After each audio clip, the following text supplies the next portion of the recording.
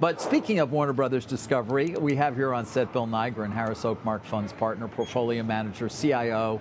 Among his top holdings is Warner Brothers Discovery, Citigroup, and Alphabet as well. We'll talk about all of it, Bill, but I don't think I've had a chance to talk to you. You've been a longtime holder of Warner Brothers, and I am curious as to how you view the Paramount bid, $30 a share, all cash for the entire company, versus, let's call it now, $27.75 all cash from Netflix, and a share of Global Networks value to be determined.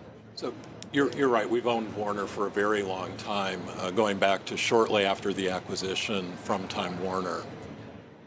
We liked it because of the value of the studio, and we think the market had been short-sighted in not valuing the studio assets. We're pleased with the bidding war here. We think we're at reasonably close to a fair value number for the Warner assets.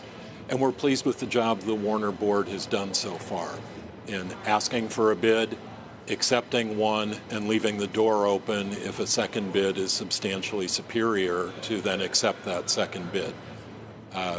Your comments on Netflix potentially going to all stock, all cash, sorry about that, make complete sense to us. You know, their stock was at something like 135 back in July, and now it's under 90. It's a management team that's been very sensitive to the value of their stock, and it makes perfect sense to us that a few months ago it made sense to issue shares, and today it makes more sense to do that in stock. Yeah, I think many Netflix shareholders still sort of trying to grapple with the strategic rationale for the deal. Many perhaps have chosen to sell, hence that sell-off in the stock price as they move forward potentially with the deal. Do you think the board, because Paramount obviously has a different view, they say we have been disadvantaged, we have value far in excess of what Netflix is offering. You don't buy that?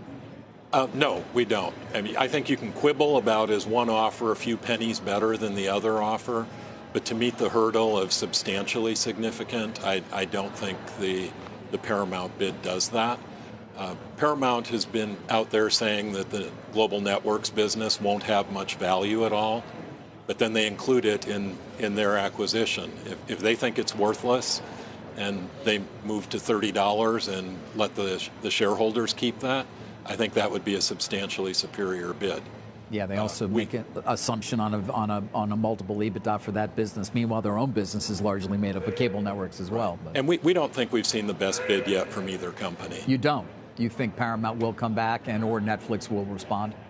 I assume that's why you're holding the stock still. So right. If anyone who thinks the current bid is the best bid should sell the stock because the market is anticipating something higher. I think the opportunities for both companies, it is for such a transformational change, and it's such a unique and valuable asset that I think either side would be foolish at this point to walk away.